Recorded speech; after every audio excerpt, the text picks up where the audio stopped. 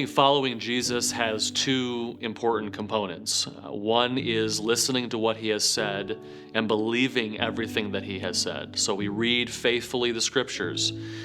We seek to know what truth God has communicated about himself, and then specifically what Jesus Christ himself taught, and then what Jesus Christ taught through his apostles. The apostles had derivative authority given to them by Christ.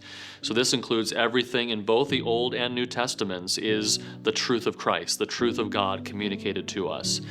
So we follow Christ first and foremost by listening to his teaching, seeking to comprehend and understand his teaching. That means reading the word. That means sitting under the preaching of the word, meditating upon the word, studying the word.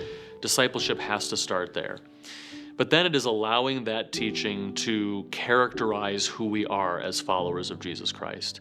We don't just believe, intellectually assent, and then carry on as we have before. True belief, that is belief in one in whom we desire to be discipled ourselves and to follow, that kind of belief will result in a changed life.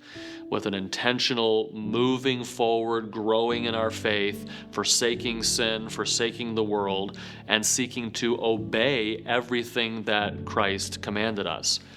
It's important to recognize that when Jesus gave his disciples the Great Commission in Matthew 28, when he said, "Make disciples," what's going on there in that command is, again, not just teach them truths. That's not what he says. He says, teach them to observe everything that I have commanded you.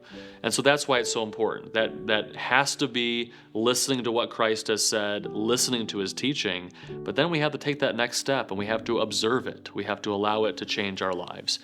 And so faithfully sitting under the preached word, reading the word, meditating upon the word, and then actively living that out in our lives is what is truly characteristic of a disciple of Jesus Christ.